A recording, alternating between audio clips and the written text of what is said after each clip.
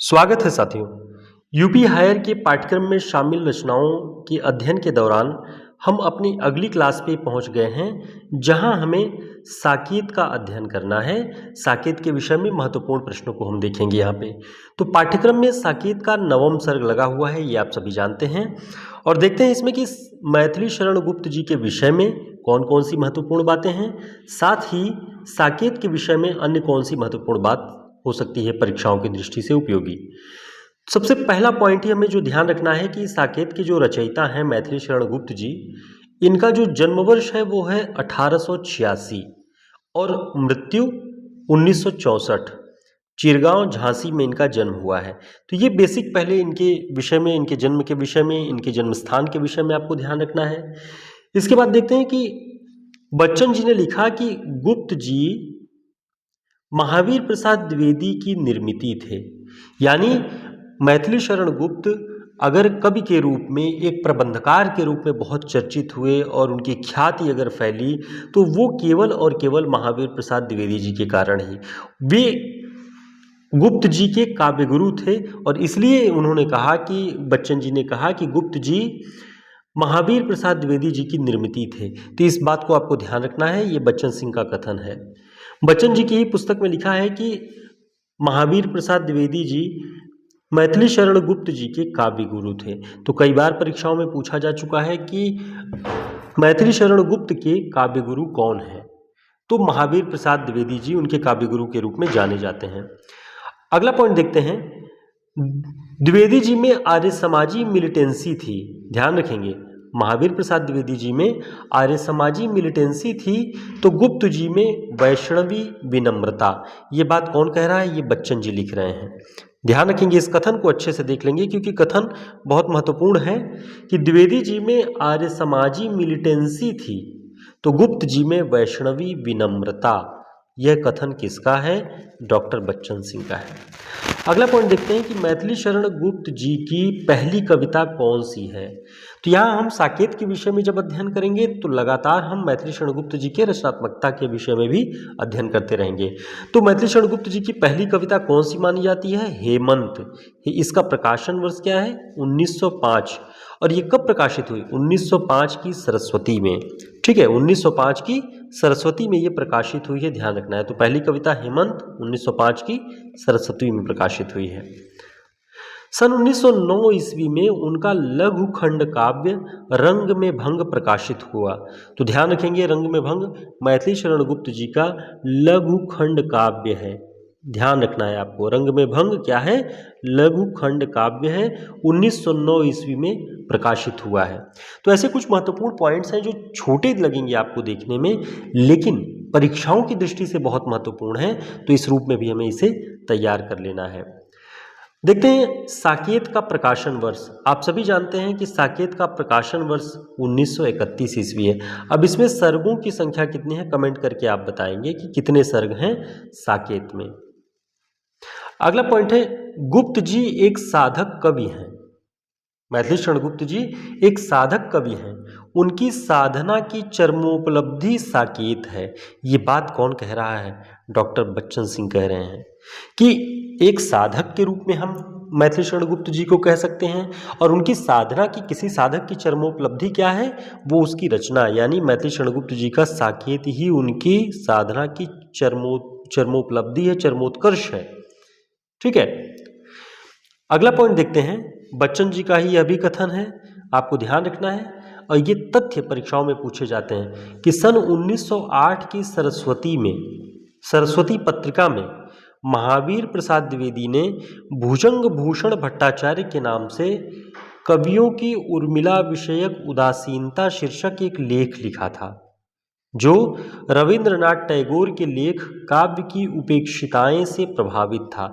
ये बच्चन जी लिख रहे हैं। अब यहाँ से आपके परीक्षाओं की दृष्टि से क्या महत्वपूर्ण है? सबसे पहली ही बात जो आपको ध्यान रखनी है परीक्षाओं की दृष्टि से, वो ये कि भुजंग भूषण भट्टाचार्य नाम से कौन लिखता था। तो ये नाम आपको ध्यान रखना है, महावीर प्रसाद द्विवेदी जी। भुजंग भूषण भट्टाचार्य के नाम से सरस्वती पत्रिका में 1908 में उन्होंने एक लेख लिखा, कवियों की उर्मिला विषयक उदासीनता। इस शीर्षक को ध्यान रखिएगा, महावीर प्रसाद द्विवेदी जी का है। और उनका ये जो लेख है वो रविंद्रनाथ टैगोर के काव्य की उपेक्षिताओं नामक लेख से प्रभावित था। तो ये एक परंपरा तैयार हो रही थी काव्य में, जो उपेक्षित विषय हैं, जो उपेक्षित पात्र हैं इतिहास से, पुराणों से, उनको केंद्र में ला करके काव्य रचना लिखने का। इसी को इन्हीं दोनों यानी टैगोर जी और महावीर प्रसाद द्विवेदी, इन दोनों के लेखों को ध्यान में रखते हुए मैथिली शरण गुप्त जी ने क्या किया, साकेत के नवम सर्ग में उन उपेक्षिताओं की पीड़ा को, उनके जो वियोग की पीड़ा थी उसको स्थान दिया, उसको स्वर दिया। साकेत में आर्य समाज का प्रभाव दिखाई पड़ता है। ठीक है, ध्यान रखेंगे, साकेत में आर्य समाज का प्रभाव दिखाई पड़ता है। ये बात कौन कह रहा है? ये बच्चन जी कह रहे हैं। ध्यान रखेंगे, किसका प्रभाव है? आर्य समाज का प्रभाव दिखाई पड़ता है। इस तरह के महत्वपूर्ण तथ्य हैं। आगे देखते हैं हम।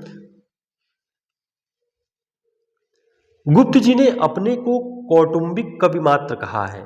देखिए, ये परीक्षाओं में पूछा जाने वाला तथ्य है, इसलिए ध्यान रखेंगे कि गुप्त जी ने स्वयं को क्या कहा है। गुप्त जी ने स्वयं को कौटुंबिक कवि मात्र कहा है। ये अगर आपसे परीक्षाओं में पूछे कि किस कवि ने स्वयं को कौटुंबिक कवि मात्र कहा है, तो ये ध्यान रखेंगे, मैथिली शरण गुप्त जी ने स्वयं को कहा है। साकेत और यशोधरा, अब देखिए इनके विषय में थोड़ा सा हम ध्यान से देख लेते हैं कि साकेत और यशोधरा दो रचनाएं हैं मैथिली शरण गुप्त जी की। इनके ये दो बड़े प्रबंध हैं। दोनों में उनके काव्यत्व का तो पूरा विकास दिखाई पड़ता है, पर प्रबंधत्व की कमी है। दो बड़े प्रबंध हैं जरूर, लेकिन प्रबंधत्व की कमी है। ये बात कौन कह रहा है? ये आचार्य रामचंद्र शुक्ल जैसे विद्वान ही कह सकते हैं, क्योंकि उन्होंने अध्ययन किया, प्रबंध की परंपरा को उन्होंने समझा हुआ था कि प्रबंध किसे कहा जा सकता है। तो कह रहे हैं कि साकेत और यशोधरा दो बड़े प्रबंध तो जरूर हैं, लेकिन इनमें प्रबंधत्व की कमी है। काव्यत्व का विकास पूरा है, लेकिन प्रबंधत्व की कमी है। इस तथ्य को ध्यान रखेंगे।